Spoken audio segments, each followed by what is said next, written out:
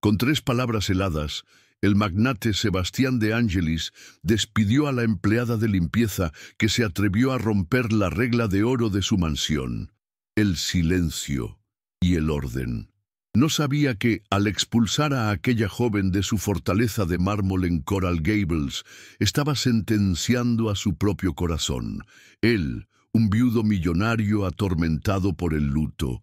Ella, Clara Soares, una inmigrante vulnerable que luchaba por sobrevivir en un pequeño apartamento de la pequeña Habana. Horas después de su humillante despido, en la quietud sepulcral de la casa, su hijo Mateo, de 7 años, quien jamás había pronunciado una sola palabra, se acercó a él, lo miró con una intensidad desconocida y dijo su primer vocablo: burbujas.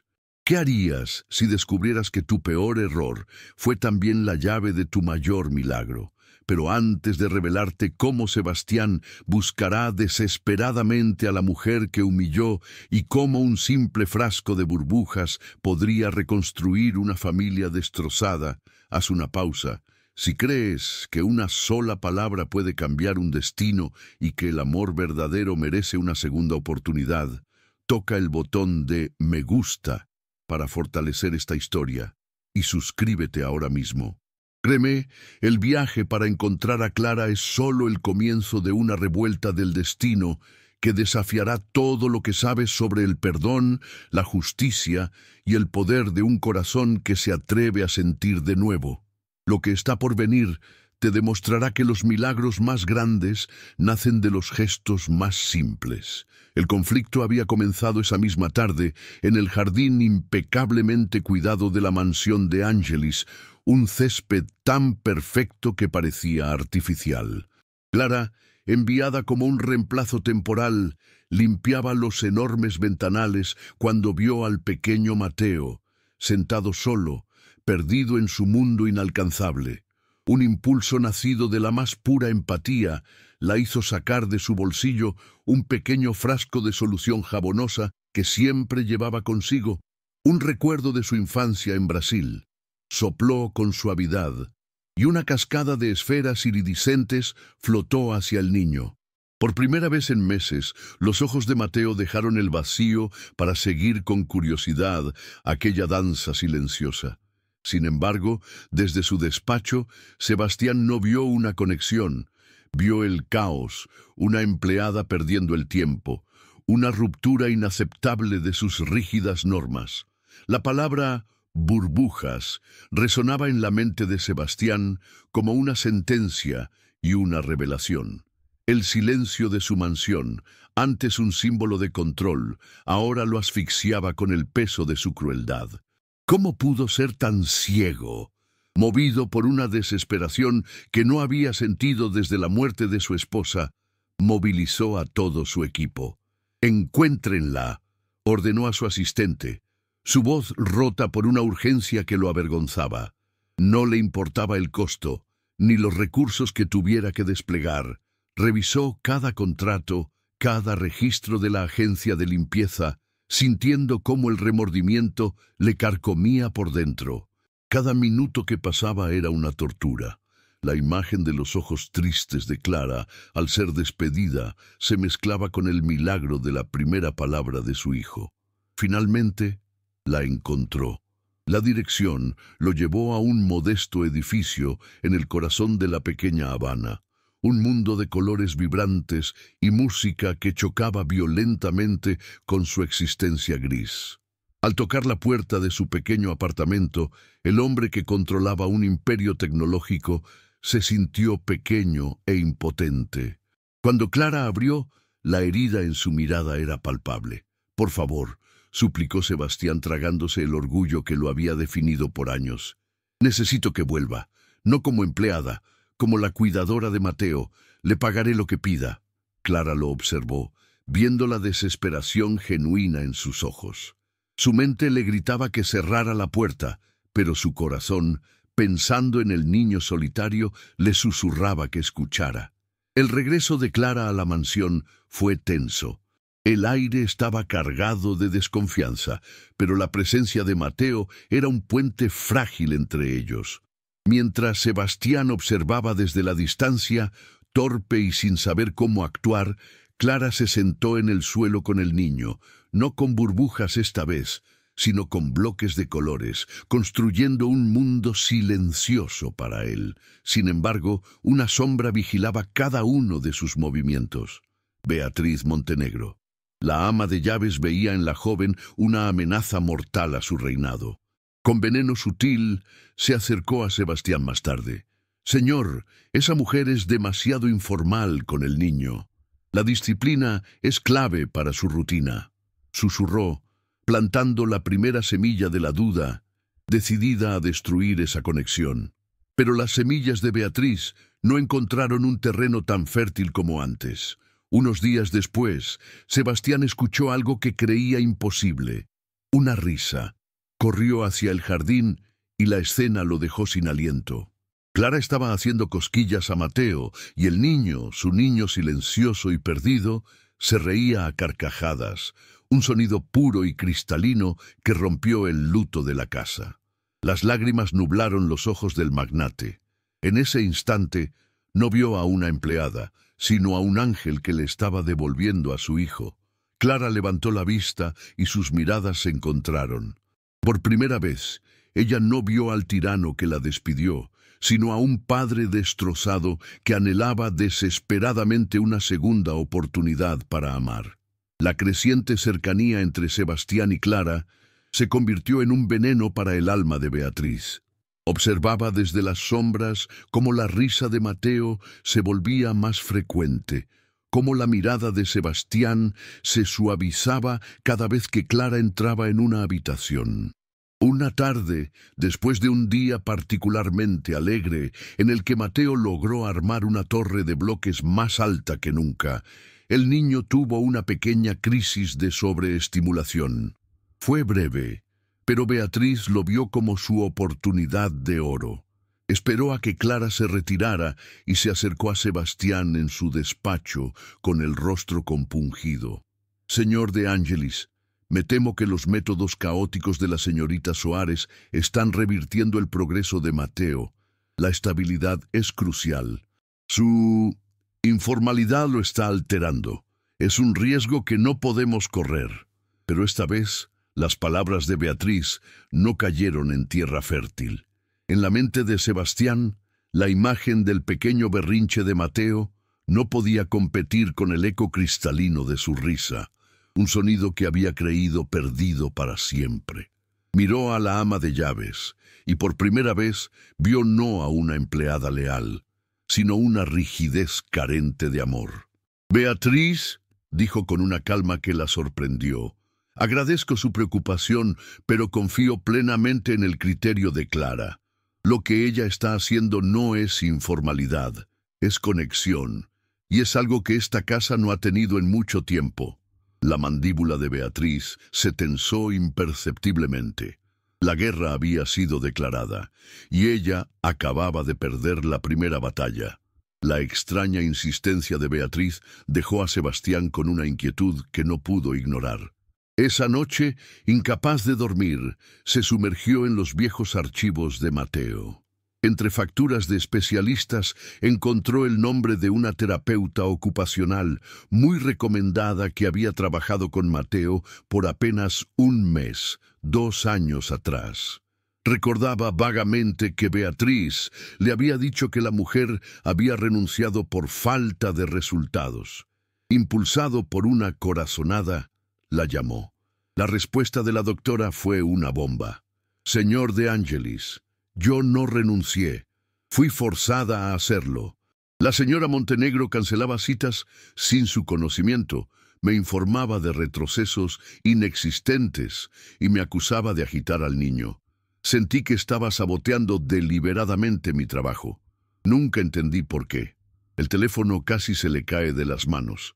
Sabotaje».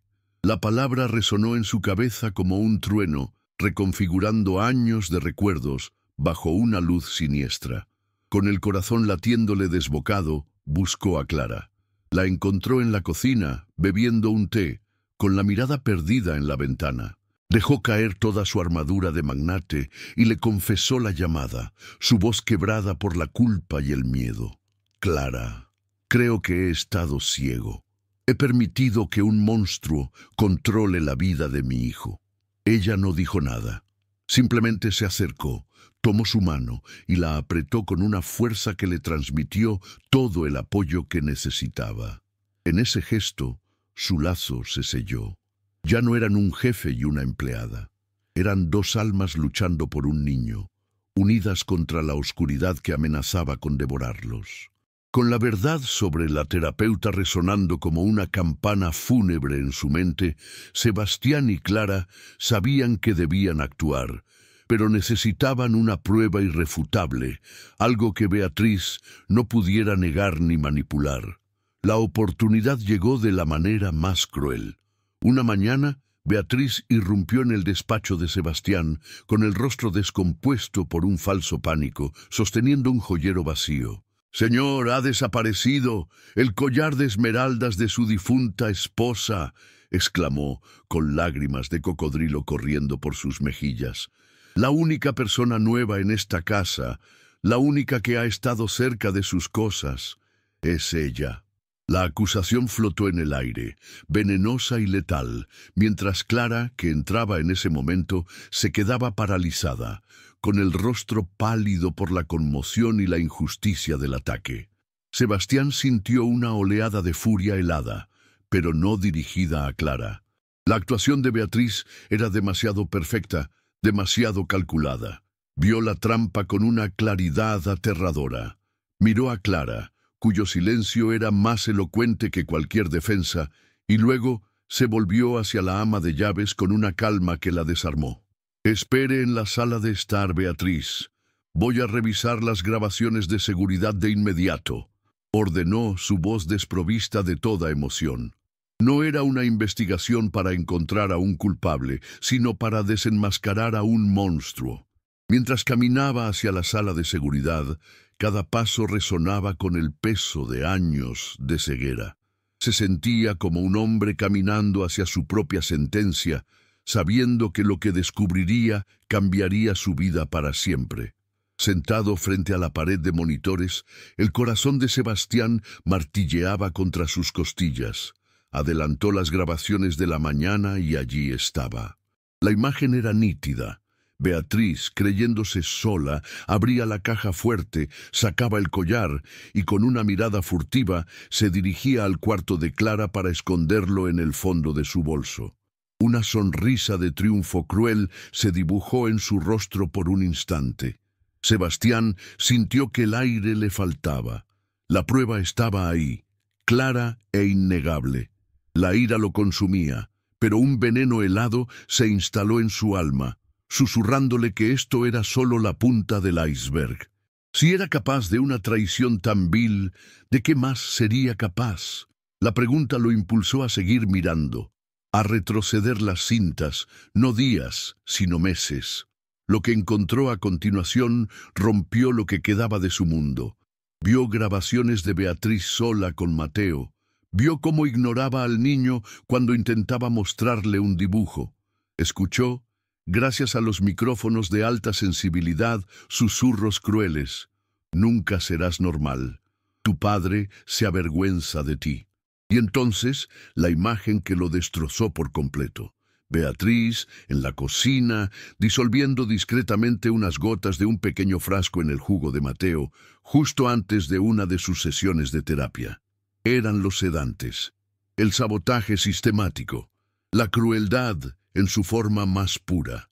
Un grito ahogado escapó de la garganta de Sebastián, un sonido de pura agonía. Ya no se trataba de un robo, se trataba de un abuso prolongado y monstruoso. Con las manos temblando de rabia y culpa, guardó las pruebas en un disco duro.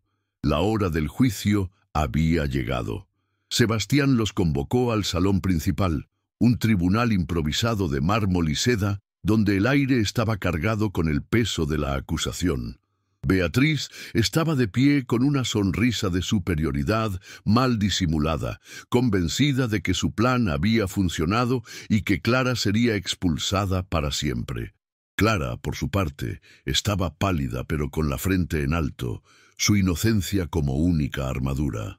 Sebastián se paró frente a ellos, su rostro una máscara de calma glacial que apenas contenía el volcán de culpa y furia que ardía en su interior. No dijo una palabra, simplemente, con un movimiento deliberado, encendió la gran pantalla de la pared, y el silencio de la mansión se preparó para ser destrozado por la verdad. La primera imagen que inundó la pantalla fue la de Beatriz, en la penumbra de la mañana, abriendo la caja fuerte. Un jadeo colectivo recorrió la habitación mientras los demás empleados observaban, paralizados. La grabación la mostró tomando el collar de esmeraldas, mirando nerviosamente a su alrededor antes de dirigirse con sigilo al cuarto de Clara y esconder la joya en su bolso. El color abandonó el rostro de Beatriz. Su compostura se desmoronó en un instante. «Es un montaje, una mentira», gritó, su voz aguda por el pánico. Pero Sebastián la silenció con una mirada gélida, sus ojos prometiendo un juicio mucho más severo. «Esto», dijo él, con la voz temblando de una rabia contenida, «es solo el principio, Beatriz».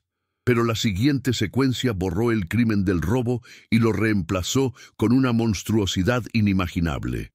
La pantalla mostró a Mateo, pequeño e indefenso, y a Beatriz, susurrándole palabras crueles que los micrófonos de alta sensibilidad captaron con una claridad aterradora. «Tu padre nunca te querrá así. Eres un estorbo». Luego, el acto final de crueldad. La imagen de Beatriz disolviendo gotas de un pequeño frasco en el jugo del niño. Un grito ahogado escapó de Clara, quien se llevó las manos a la boca, con los ojos llenos de lágrimas de horror. Sebastián se giró hacia la mujer que había confiado ciegamente. «Lo sedabas», dijo, cada palabra un puñal de culpa en su propio corazón. «Lo mantenías enfermo para que yo siguiera necesitándote». Acorralada, la máscara de Beatriz se hizo añicos, revelando el rostro retorcido de la envidia y la codicia. «Sí, lo hice», explotó en un torrente de odio. «Lo hice porque me lo merecía, años sirviéndolos, viendo cómo malgastaban una fortuna en un niño roto». Su confesión venenosa llenó el salón, una admisión de crueldad que dejó a todos sin aliento. Con una calma mortal, Sebastián simplemente dijo: «Llamen a la policía». Mientras Beatriz era escoltada fuera, devastada y derrotada, Sebastián se derrumbó en una silla, el peso de su ceguera aplastándolo. Fue entonces cuando Mateo, que había observado todo en silencio, se acercó al epicentro del dolor, tomó la mano de su padre y la de Clara, y entrelazó sus dedos. Un acto silencioso que lo decía todo. El mal había sido expulsado, y una familia, forjada en la verdad, acababa de nacer. La jornada de ellos prueba que el amor, forjado en el dolor y la verdad, es la fuerza más poderosa del universo.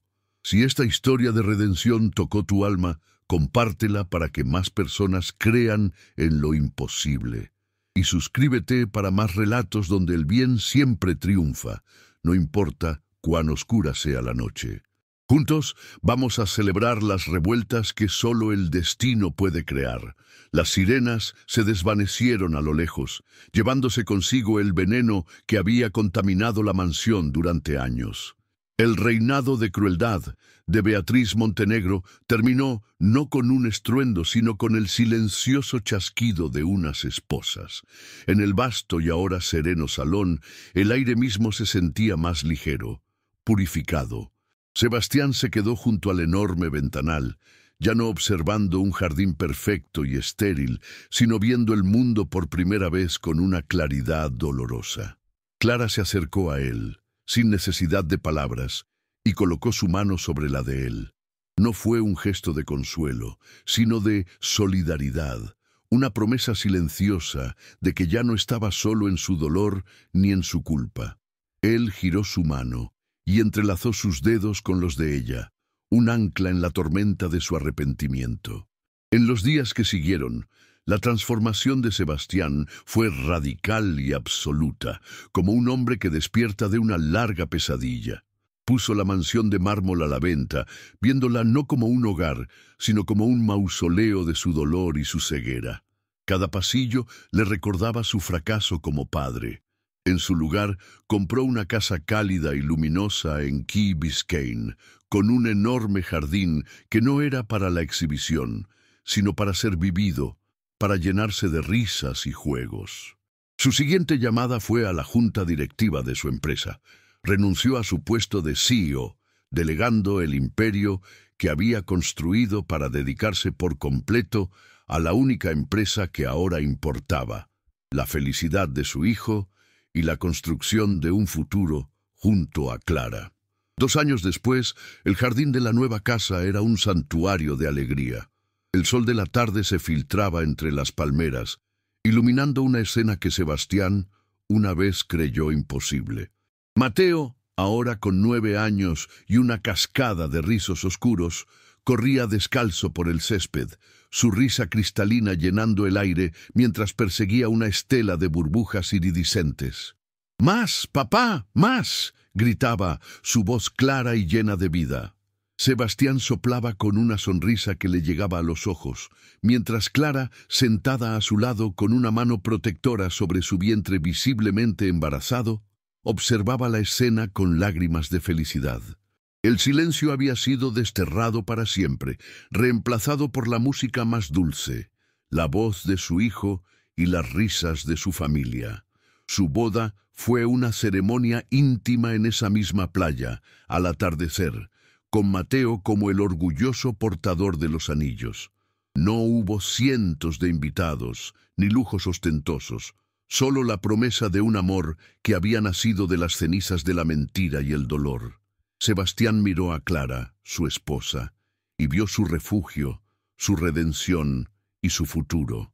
Había aprendido la lección más dura de todas, que la verdadera riqueza no se medía en acciones de bolsa o en metros cuadrados de mármol, sino en la capacidad de perdonar, de empezar de nuevo y de encontrar la magia en lo ordinario. Porque a veces el milagro más grande no es construir un imperio, sino reconstruir un corazón, una burbuja a la vez. La jornada de ellos prueba que el amor, forjado en el dolor y la verdad, es la fuerza más poderosa del universo. Si esta historia de redención tocó tu alma, compártela para que más personas crean en lo imposible. Y suscríbete para más relatos donde el bien siempre triunfa, no importa cuán oscura sea la noche. Juntos, vamos a celebrar las revueltas que solo el destino puede crear. La historia de Sebastián, Clara y Mateo no es solo un cuento sobre la riqueza o la pobreza, sino un testimonio profundo de cómo el corazón humano puede renacer de sus propias cenizas, encontrando la salvación en los lugares más inesperados. Nos enseña que las mansiones más grandes pueden ser las prisiones más frías y que la verdadera libertad no se compra con dinero, sino que se encuentra en un simple acto de amor desinteresado. Las burbujas que una vez causaron un despido cruel y precipitado se convirtieron en el lenguaje del alma, demostrando que los milagros más grandes no necesitan gestos grandiosos, sino una conexión genuina y pura. Ellos nos recuerdan que nunca es tarde para derribar los muros que construimos a nuestro alrededor y aprender a amar de nuevo, con toda la fuerza de un corazón que ha sido perdonado. Su viaje es la prueba viviente de que el destino tiene una forma misteriosa de corregir los errores más dolorosos, transformando la más profunda desesperación en esperanza y el silencio más asfixiante en la más bella melodía. Demuestra que cada uno de nosotros tiene el poder de ser un catalizador en la vida de otro, a veces sin siquiera saberlo, con una simple palabra o un gesto de bondad. La historia de esta familia nos obliga a preguntarnos cuántos milagros ignoramos cada día por estar ciegos a la magia que reside en lo simple. Nos inspira a creer que, incluso en la noche más oscura, una sola luz de compasión puede guiarnos de regreso a casa, hacia un futuro que nunca creímos merecer. La jornada de ellos prueba que el amor, forjado en el dolor y la verdad, es la fuerza más poderosa del universo. Si esta historia de redención y justicia tocó tu alma, compártela para que más personas crean en el poder de las segundas oportunidades y en los milagros que se esconden en lo cotidiano. Deja tu me gusta como un aplauso para esta familia que luchó contra la oscuridad y encontró la luz en el gesto más simple. Y suscríbete para no perderte ni un solo relato donde el bien siempre triunfa, no importa cuán profunda sea la noche. Juntos vamos a celebrar las revueltas del destino que demuestran que los cuentos de hadas a veces se hacen realidad.